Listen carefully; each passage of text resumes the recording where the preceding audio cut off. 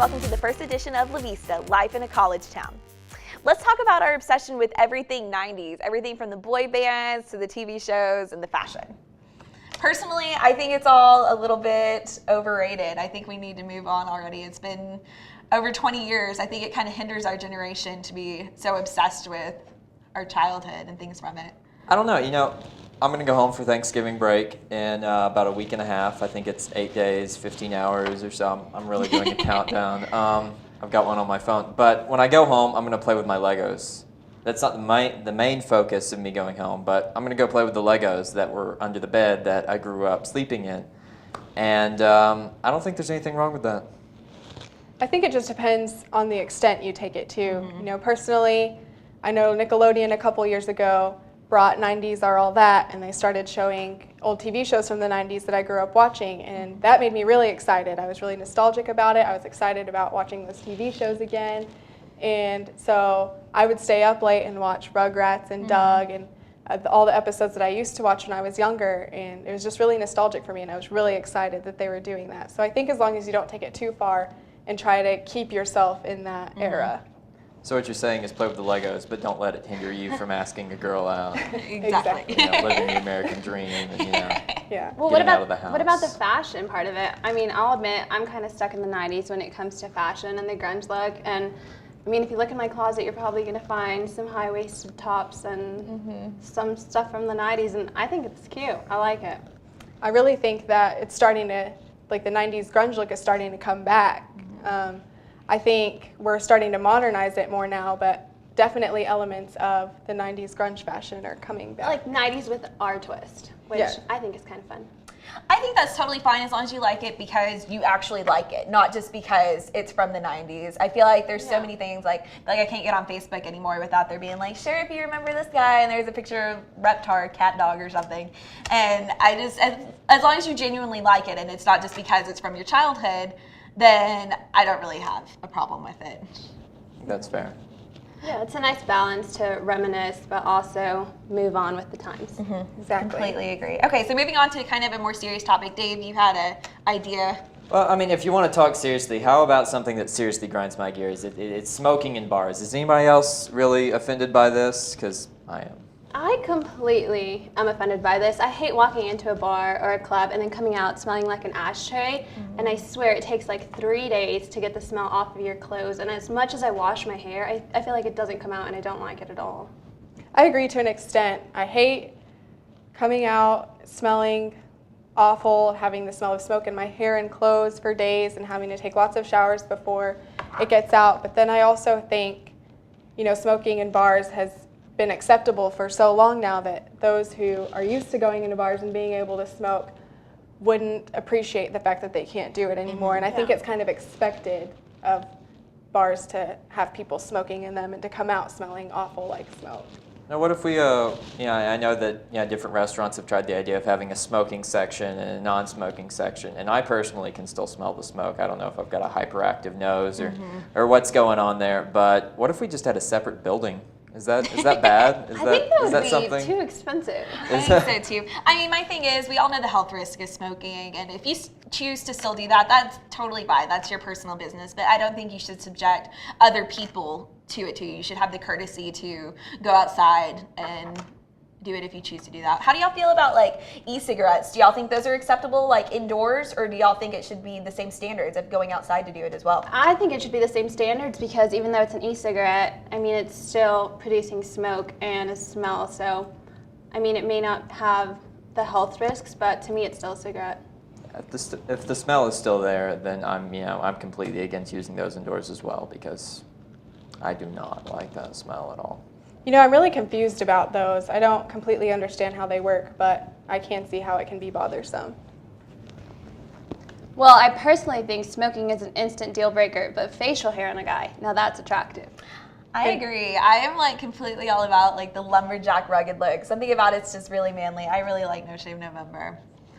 I definitely am not against it. I think a little stubble on a guy looks good for a while. Even if he doesn't have it all the time, it's good to enjoy for a little bit, even if it's just a month. Now, I have tried really hard to grow facial hair, and I can grow a solid neck beard, but I think I think that this is definitely a special occasion, No Shave November, for the strong people, for the ones who can grow the facial hair, and the name Cliff Kingsbury really comes to mind. Definitely. I think we've got some pictures of some stronger women, and I don't really know how I feel about that. Oh, yeah, there it is. Well, see, my problem with this is No Shave November is supposed to be kind of about like raising awareness maybe for testicular cancer. So what about the women trying to participate in this? Should they be participating in it too, or should it just be strictly for the men? I think it's okay for women to show their support. I just think there's other ways to show that support. I mean, personally, not shaving your legs is just gross in my opinion. There's something about just personal hygiene that I just don't think that's okay. And so, I don't know, I think you can show your support in another way that's a little more socially acceptable. I kind of think it's your choice, but personally, I don't want to see it if you're not shaving your legs. So if you're not, then keep it covered up, hide it, wear some jeans, leggings, something to where it doesn't show, because I personally don't want to see if you're not shaving. All right.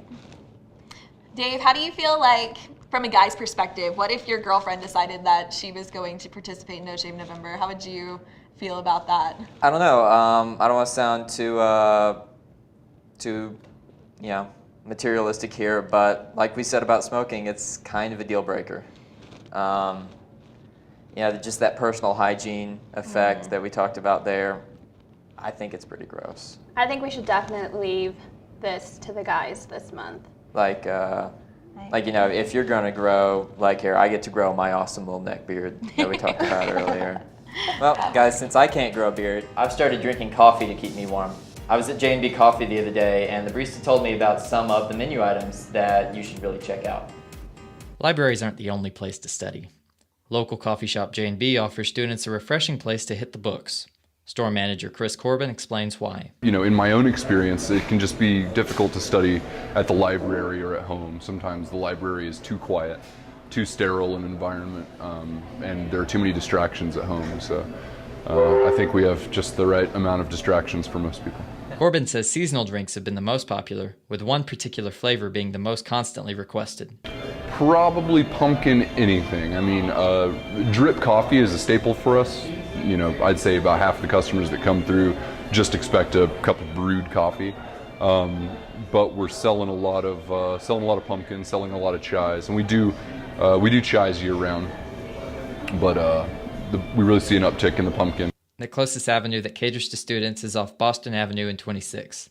Corbin says what makes this shop special compared to other study spots is the hospitality and atmosphere. They're greeted sometimes by name, but the most important thing is that you know the customers and know what they're expecting.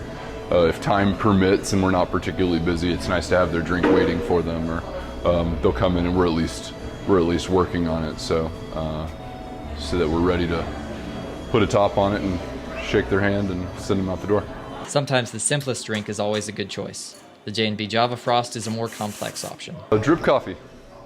I tend towards the darks, never flavor. Yeah, the J&B Java Frost is great also. It's a frap that we make from scratch with cream and cold brewed coffee, and we can put any flavor that we have in it. Okay. So it's like, it's akin to a Frappuccino that you'd get from Starbucks, except that we brew our coffee cold for 12 to 18 hours instead of mixing up instant coffee and charging for that. Another way to keep warm in the fall is layering, so we went out to talk to students about fashion. Do a lot of layering. And then when you get hot, because you go from outside to inside, so whenever you go inside, then you can take some off, so that's beneficial. Although fashion may make you think of the female gender, males also shared their fall fashion advice. Justin Olin, sophomore public relations major, suggested stores for males to get fall clothing. I usually suggest Urban Outfitters or H&M. Unfortunately, we don't have anything in Lubbock, but I usually just mainly online shop. Really much more convenient, especially in Lubbock where it's cold in the morning and then it's warm in the afternoon. So being able to take out that layer of clothing in the afternoon is just so much more convenient than actually having to change your whole outfit throughout the day.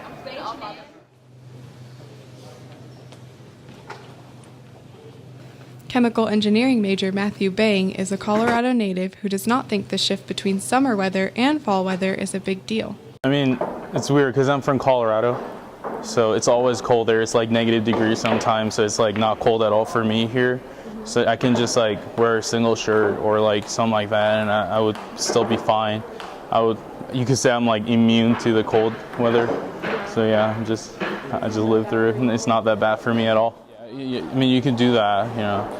You could wear like t-shirt and then like a jacket, or like, you know, a hoodie and then a jacket. It doesn't really matter. Like, you can just layer it up, and then if you're hot inside, you can just take it off. It's that easy. As a cold weather veteran, Matthew gave his take on sweatshirts as a staple. I personally prefer hoodies, so like probably like Dick's Sporting Goods, or, you know, like those kind of places where they have kind of like athletic hoodies where they actually keep you warm. So yeah. Keely, a human development and family studies major, spoke for the ladies as to where to shop for clothes that would keep them warm. I like to go to Forever 21 if I'm looking for more of a cute fall, but if I'm looking for more of a sporty fall, then I go to Academy. Dr. Jerry Hudson was involved with the College of Media and Communication for 35 years before retiring last spring. Reporter Luke Roy caught up with Hudson to see how retirement is treating him.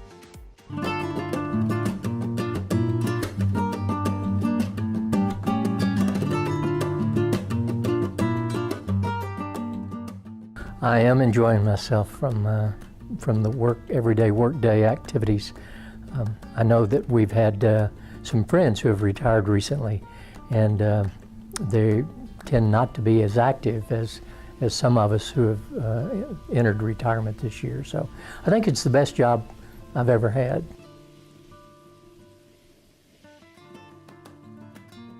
Well, it has to be any journalism, any source of information must be accurate. I remember last year Scott Pelley gave a talk to one of the news organizations in New York, and he said, we've missed the boat, and he included CBS, and it was jumping to conclusions when there is something that's catastrophic that happens, whether it's an airplane crash or shooting in an elementary school or in a mall. Accuracy is the most important thing that you can have, and I see that if there is a problem with the new media, if there is a problem with the types of channels that we now depend on, it's the let's be first. And I don't think anybody sits back and say, oh, let's say who was the first one to break that story. So, but I think the public is concerned about ideally who was the first one to make the mistake.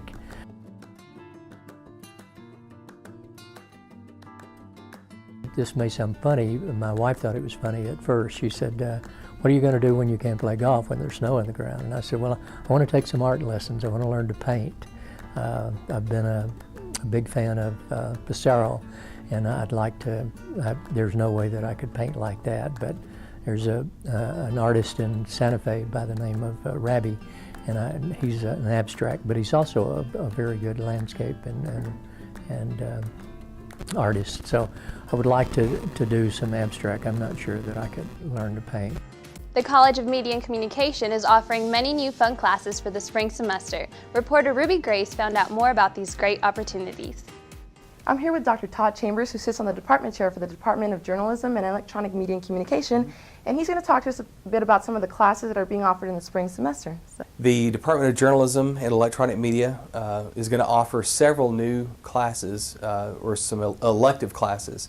A couple of ones I'm excited about in journalism are we're offering a class called Storytelling by Smartphone, and that's going to be offered by Dr. Kelly Koffold. Dr. Koffold taught that class at the graduate level a year ago, and we decided to open that up for undergrad students to take it this spring. And it's all about mobile journalism. He's got his Twitter, his social media feed ready, so it's all going to be about how to tell stories with your smartphone. So it's going to be a great opportunity. You think we'll get to use our smartphones? Oh yeah, no question. From day one, from the very first day of class, you'll be able to use that. Another cool class that we're offering in journalism is going to be taught by one of our new faculty members, Dr. Leah Helmuller, And Dr. Hellmuller is an expert on global journalism issues, especially from a professional perspective. So she looks at how journalists from across the globe work, and she's partnered with a couple of colleagues from across the country and internationally. And so our students are going to be able to take a class called The Future of Global Journalism. So we're really excited about that class. Then in our electronic media and communication curriculum, we're offering a special topics class called Rock and Roll Media. Nice. And Dr. Wilkinson, Dr. Kent Wilkinson, he's our Regents Professor in International and Hispanic Media. But he's also a music lover. Okay. And so he offered this class about 3 years ago, and so we're offering it once again, so students will be able to have some fun, but they're going to learn about a lot about pop culture, learn about history, learn about rock and roll, and kind of how the economics and the social impacts of things happen and either interact or affect, or the music industry affects them. So it's going to be a fun semester in the spring. It's very nice. And what are your plans for Thanksgiving? Plans for Thanksgiving, actually, the last couple of years we have been going, my family and I, I've got my wife and 2 daughters. We've got a 14 and a 10-year-old. Last couple of years we've been going down to Port Aransas and staying down there on the beach, and it's been a lot of fun. This year, though, we're going to end up going to the big town of Abilene, Texas. Oh. And no, she's from Winters, and which is just south of Abilene. And so we're going to be able to spend a couple of days down there and spend some time with her family and let the girls probably swim at a hotel and do that. So they'll enjoy it. That'll be fine. And there's one thing you can be thankful for. What would you say that is? If there's one thing I could be thankful for, it's another year. This year I will be 9 years out of surviving stage 4 cancer. And so coming up on November 24th, actually, was the day I found out that I had been diagnosed with squamous cell carcinoma at the base of my tongue. And it's just hard to believe that coming up this Thanksgiving will be the 9th year that I've been dealing with that. I've been cancer-free since then, or since the chemo and radiation and surgery part of it, but 9 years since I was diagnosed, and that's coming up this Thanksgiving. So I'm very thankful for just another year, being able to spend time with my family and friends and all that. So it's a good time. Well, we're thankful and blessed that everything went well and that you're doing well too. Well, thank you. Well, thank you so much for talking to us. Sure. Well, thank you. You meet all sorts of interesting people here in Lubbock, and they always have stories to tell. Remember to stay warm and safe travels to all journeying back home for this break. Until next time, I'm David Talley. I'm Danielle Zapata. I'm Janet Moreno. and I'm Sarah Self-Walbrick. Hasta la vista.